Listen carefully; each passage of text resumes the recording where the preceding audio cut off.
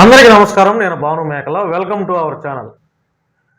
మన శివశక్తి, నాట్ శివశక్తి, మన శివశక్తి కరుణాకర్ గారు 11వ వార్షికోత్సవ సభ పెట్టడానికి చాలా బిజీగా ఉన్నాడు అనేది మనందరికీ తెలుసు. ఎందుకంటే వీడియో ఏదో పెట్టారు కాబట్టి ఆ వీడియోకి కొంతమంది గెస్టులు కూడా వస్తున్నారు కాబట్టి 10వ వార్షికోత్సవం, శివశక్తి 10వ వార్షికోత్సవం అటర్ ఫ్లాప్.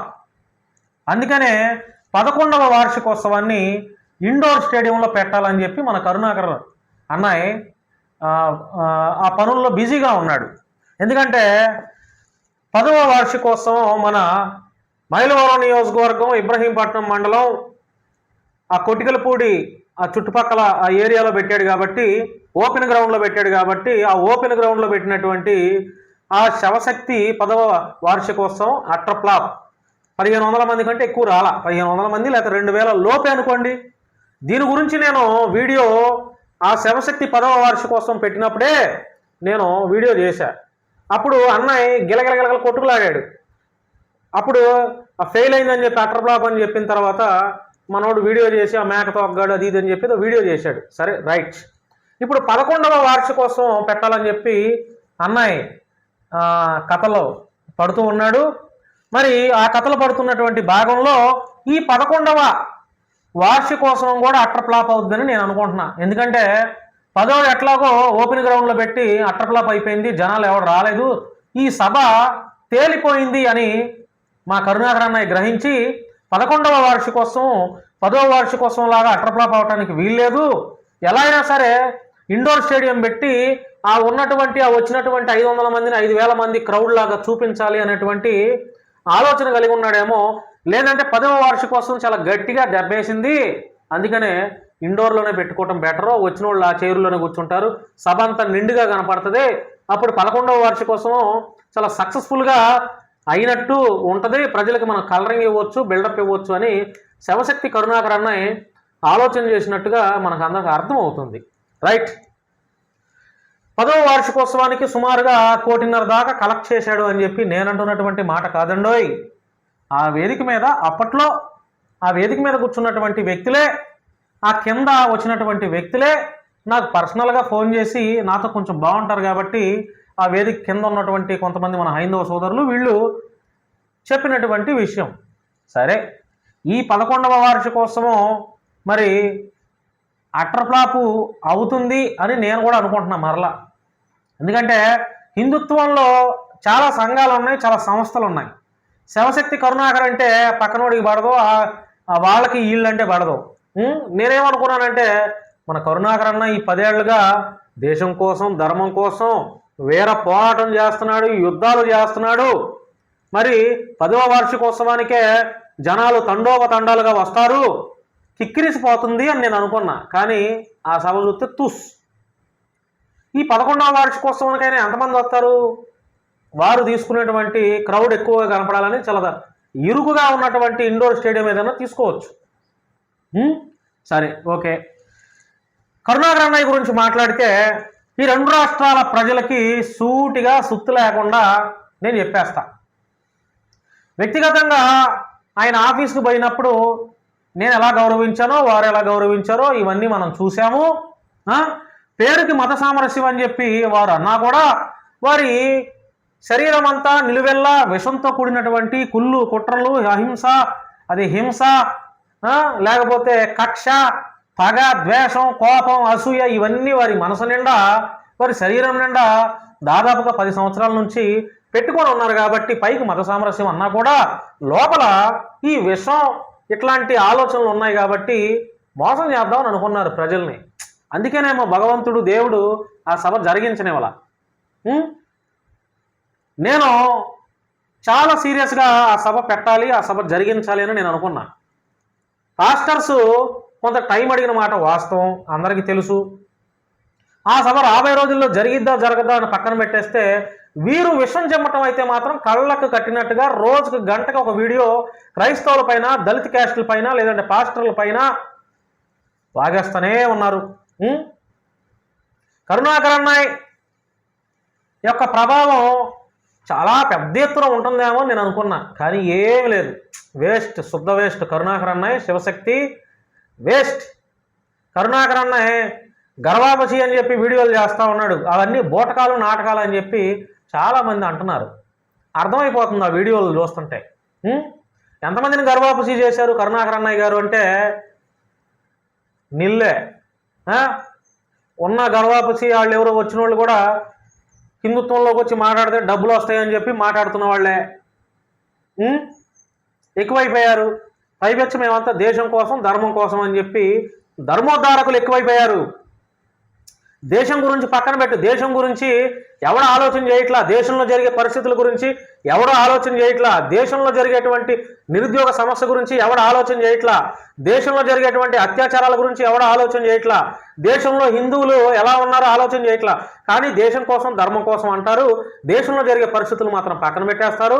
ధర్మం కోసం పనిచేస్తున్నా అని చెప్పి పక్కనోడు ఎదుగుతుంటే కూడా ఈ శివశక్తి బ్యాచ్ తొక్కేస్తారు. ఎవరిని? సాటి హిందువుల్ని. క్రైస్తవులను కాదండోయ్, మళ్ళీ క్రైస్తవులను అనుకున్నారు.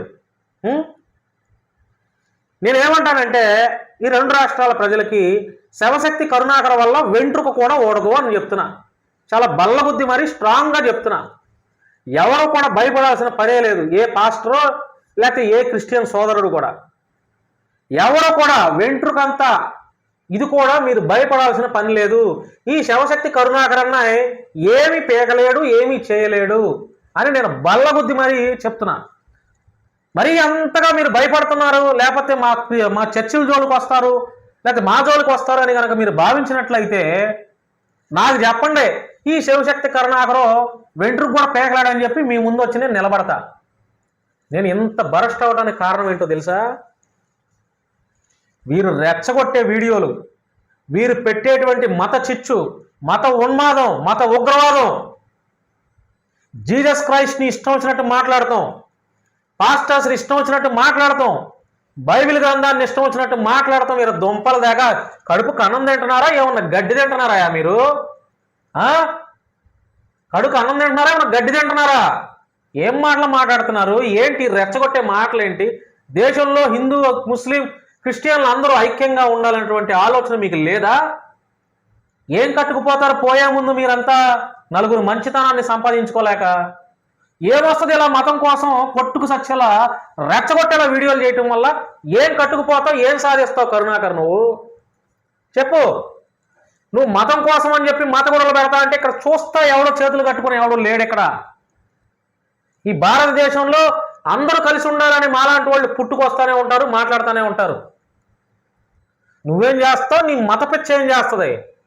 ఏం చేస్తావు? పచ్చిగా చెప్తున్నా, వెంట్రుకంతా కూడా నువ్వు పీకలేవు. ఈ రెండు రాష్ట్రాల్లో ఉన్నటువంటి ప్రజల మధ్య చిచ్చు పెట్టలేవు.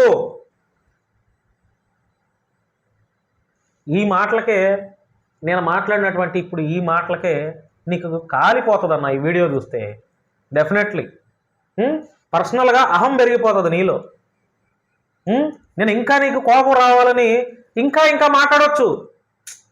మాట్లాడను. ఈ వీడియో చూసిన తర్వాత ఏంటి కరుణాకర్ పైన ఇట్లా చేశాడు భాను మేకలని నీ ఫాలోవర్స్కో లేకపోతే నీకు కూడా మండొచ్చు. ఎంతో కాలంగా 10 ఏళ్ల నుంచి జీసస్ క్రైస్ట్ని, పాస్టర్స్ని, క్రిస్టియన్స్ని నీ మాటలతో, నీ వెకిలి చేష్టలతో ఎంతో కాలంగా వారి వల్ల, వారి బాధ నుంచి నువ్వు ఇది తింటున్నావే. వాళ్ళకి ఎంత కోపం రావాలా కరుణాకరు? ఎంత కోపం రావాలి వాళ్ళకి? ఎవడో ఒక పాస్టర్ తప్పు చేశాడు, నీకంత దమ్ముంటే ఆడి తాట తోలు తీసేయి. ఆ తప్పు చేసినాడు పాస్టరు. ఎవడో ఒకడు చేశాడని చెప్పి మిగతా వాళ్ళందరినీ అదే కోవలో మాట్లాడటం ఎంతవరకు కరెక్టో? ఎంతవరకు కరెక్టో? మొన్న ఆగస్టు 15 ఇండిపెండెన్స్ డే రోజున తెలంగాణలో ఆడెవడో పూజారి సాక్షాత్తు గర్భగుడిలో అందరూ దేవతగా భావించేటువంటి ఆ గ్రామ దేవత గర్భగుడిలో పసిపిల్ల పైన, మైనర్ బాలిక పైన అత్యాచారం చేస్తున్నాడు. నువ్వు వీడియోలు చేసావా? ఏం చిత్తశుద్ధి ఉందా నీకు? నువ్వు ఖండించావా? ఇవి కనపడలేదా నీ కళ్ళకే? లేకపోతే కళ్ళల్లో ఇంత బార్ ఏమైనా పెట్టుకున్నావా? కళ్ళజోడు, నల్ల కళ్ళజోడు చెప్పన్నా, కనపడలేదా? మచిలీపట్నంలో ఆడెవడో పూజారి బాలికని గర్భిణీ చేశాడు, చదువుకునేటువంటి బాలికని. కనపడలేదా నీ కంటికి? ఇవి కనపడవు, ఇవి నీకు వినపడవు. పాస్టర్లు దగ్గినా తుమ్మినా, మంచి కోట్ వేసుకున్నా సూట్ వేసుకున్నా, దశమ భాగాల గురించి నీకెందుకయా? దశమ భాగాల గురించి నీ జేబులో ఇస్తున్నావా, నీ కొంపల నుంచి తీసిస్తున్నావా? లేక అమాయక హిందువుల పొట్టగొట్టి సంపాదించిన దాంట్లోంచి నువ్వేమైనా దశమ భాగాలు పాస్టర్లకు ఇస్తున్నావా? నీకెందుకు దశమ భాగాల గురించి? ఏం రైట్ ఉందో నీకు క్వశ్చన్ చేయడానికి? నువ్వేమైనా ఇస్తున్నావా? చెప్పు, నువ్వేమైనా ఇస్తున్నావా? లేదుగా. మరి ఎందుకన్నా దశమ భాగాల గురించి నీకెందుకు? ఇచ్చేవాడు ఇస్తాడు. నువ్వు తీసుకోవట్లేదా? అకౌంట్ నెంబర్లో ఫోన్పేలు పెట్టి తీసుకోవట్లేదా? ఎంత సంపాదించావు? ఎంత పెట్టి ఫ్లాట్ కొన్నావు? నీ కార్ ఏంటి? 10 ఏళ్ల కిందట నీ వ్యవహారం ఏంటి? ఈరోజు నీ పరిస్థితి ఏంటి? ఊరకాయ వచ్చిందా? రాళ్ళు రప్పలు కొట్టేమన్నా సంపాదించావా? పొద్దున్నే క్యారేజీ కట్టి కూలీ వినాలి పనిచేసి కష్టపడి సంపాదించావా? అమాయక హిందువులను దోచుకుని కదా? ఏం రైట్ ఉంది నీకు ఈరోజు పాస్టర్లో దశమ భాగాల గురించి మాట్లాడే రైట్ ఏముంది కరుణాకర్ అన్నాయి? నీకు ఏమన్నా ఉందా?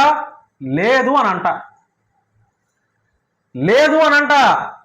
సరిగ్గా మా వాళ్ళ తరఫున స్టాండ్ తీసుకోవాలా? నేను తీసుకుంటే చెప్తున్నాను కదా, చాలా విసిగిస్తా. ఏదో అనుకుంటున్నావు కరుణాకర్ అన్నాయి, చాలా భయంకరంగా విసిగిస్తా, అందులో ఎటువంటి సందేహం లేదు. విసిగించడం ఎట్లా ఉంటుందంటే, అర్రే భాను మేకలాగాడు ఏంట్రా బాబు ఈ రకంగా తయారైపోయాడు మనకే అని చెప్పి మీకు మనసుల్లో ఆలోచన ఉండేటట్టు చేస్తా. ఏదో భయపడతాం ఇక్కడ. అన్నా నేను అసలు ఆవగినంత కూడా భయం ఉండదు నాకు. మీరు భయపెట్టాలని ఆలోచన చేయమాకండి, నువ్వు కానీ లేకపోతే నీ ఫాలోవర్స్ కానీ.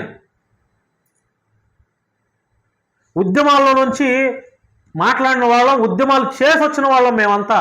మాకు ఉద్యమాలు కొత్త కాదు, పోరాడటం కొత్త కాదు, కేసులు కొత్త కాదు, జైలు జీవితాలు కొత్త కాదు. ఇంక నువ్వేం చూసుంటావు కేసులు జైలు జీవితాలు నేను అనుభవించిన దానికంటే. హిందూ ముస్లిం క్రిస్టియన్లు అందరూ బాగుండాలి. జై శ్రీరామ్ నేను చెప్తా, జీసస్ క్రైస్ట్ జై నేను చెప్తా, అల్లాహ్ జై. ఈ భారతదేశంలో ఉన్నటువంటి ఎవరెవరైతే ఎంతమంది ఎవరెవరు వారి మతాలను ఆచరిస్తారో వారందరూ ప్రార్థించేటువంటి వారి వారి దేవతలందరికీ జై. అందరూ బాగుండాలా. భారతదేశం మా మాతృభూమి, భారతీయులందరూ మా సహోదరులు.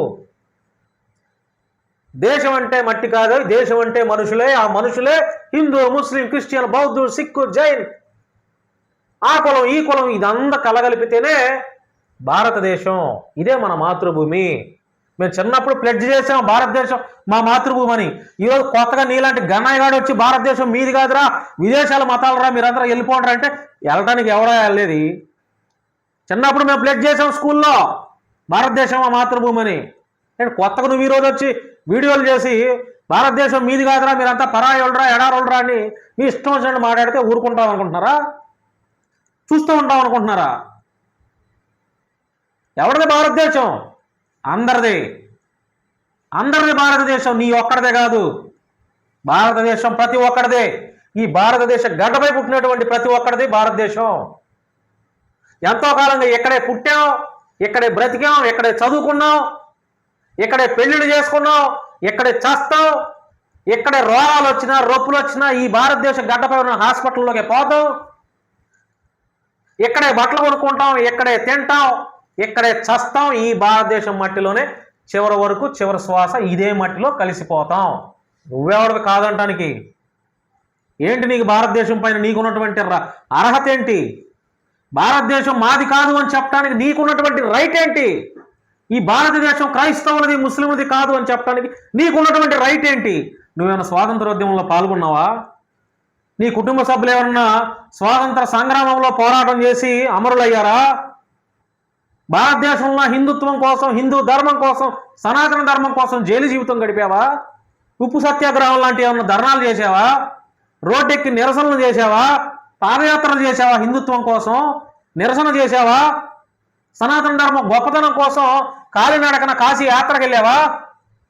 హైదరాబాద్ నుంచి తిరుమల తిరుపతి యాత్రకు పోయావా? పాదయాత్ర చేసుకుంటా ఏం చేసావు? ఏంటి నీకున్నటువంటి రైట్? కరుణాకర్ అన్నాయి జీరో, ఏముండదు నన్ను అడిగితే. ఉంటుందా? ఉండదు. యూట్యూబ్లో కూర్చొని టిప్ టాప్గా మంచి ఆఫీస్ సెటప్ చేసుకొని మంచి ఏసీ రూముల కింద ఇట్లా వీడియోలు ఎవడైనా మాట్లాడతాడు. కానీ మనం ఏం పని చేస్తున్నాం, సమాజానికి ఎలాంటి మేలు కలిగేటువంటి పని చేస్తున్నాం? మరి వీడియోలు సమాజంలో మత విద్వేషాలు రెచ్చగొట్టేలా ఉన్నాయా? సమాజంలో ఉన్నటువంటి మనుషులు మధ్య ప్రేమ, ఐక్యత, సమాధానం, లేకపోతే అన్నదమ్ములు లాంటి బాండింగ్ని కలుపుతుందా? సమాజాన్ని నాశనం చేసే విధంగా ఉన్నావా? ఆలోచన చేసుకోవాలా. నీ ఇష్టం వచ్చినట్టు వీడియోలు చేసుకుంటా మాట్లాడుతున్నానంటే ఇక్కడ పడేవాడు ఎవడు లేడు. చూస్తా ఫోన్లో చూసుకుంటా ఈ వీడియోలు చూస్తా, అరే కరుణాకర్ అన్న ఈ వీడియోలు చేశాడ్రా చప్పట్లు కొడదాం అని సైలెంట్గా ఉండేవాడు ఎవడు లేడు ఇక్కడ. నీకు పచ్చిగా చెప్పాలంటే నీకెంత దమ్ము ఉందో ఎదుటోడికి కూడా అంతే దమ్ము ఉంటుంది. హైదరాబాద్ నుంచి విజయవాడ ఎంత దూరమో విజయవాడ నుంచి హైదరాబాద్ కూడా అంతే దూరం. అది గుర్తుపెట్టుకోవాలా ప్రతి ఒక్కడు కూడా, ఆడు ఎవరైనా సరే నాతో సహా. భాష సరిగ్గా ఉండాలా. నువ్వు విమర్శలు చేయి, క్రిస్టియానిటీ అంటే నీకు పడదా, తప్పులు నెంచు, అంతేగాని జీసస్ క్రైస్ట్ గురించి బైబిల్ గురించి ఇష్టం వచ్చినట్టు మాట్లాడుతూ ఉంటే ఊరుకునేవాడు ఎవడు లేడు ఇక్కడ. ఎవరు కూడా ఇటు పాస్టర్లు అయినా సరే ఏ గ్రంథం గురించి కూడా మనకు అవసరం లేదు. ఏ గ్రంథం గురించి కూడా మనకు అవసరం లేదు. తప్పులు చేసినవాడు ఉండడా, వాడిని ఎండగట్టండి. తప్పులు నా కొడుకులు ఉంటే వాడిని ఎక్స్పోజ్ చేయండి. అవసరమైతే లీగల్గా కేసులు పెట్టండి. ఎవడిచ్చాడా రైట్ మత విద్వేషాలు రెచ్చగొట్టమని? ఎవడిచ్చాడు? రాజ్యాంగం చెప్పిందా మీకు? ఈ వీడియో చూసిన తర్వాత మీరందరూ మీ యొక్క అభిప్రాయాన్ని కామెంట్ రూపంలో తెలియజేయండి. ఎవడన్నా ఫోన్ చేసి నాకు ధమ్కీ ఇవ్వాలనుకుంటే ధమ్కీ ఇవ్వండి. నా నెంబర్ 8919383748. రెడీగా కూర్చొని ఉంటా. మీరు చేసే కాల్స్ని ప్రతి కాల్ అటెంప్ట్ చేయడానికి రెడీగా ఉంటా. ఎవడు ధమ్కీ ఇవ్వాలనుకుంటున్నాడో, ఎవడు బెదిరించాలనుకుంటున్నాడో, మీ జీలో కనుక దమ్ముంటే ధమ్కీ ఇవ్వాలని ప్రేమపూర్వకంగా మనస్ఫూర్తిగా మిమ్మల్ని కోరుకుంటూ మీ యొక్క విలువైన అభిప్రాయాన్ని కామెంట్ రూపంలో తెలియజేయండి. Okay, thank you.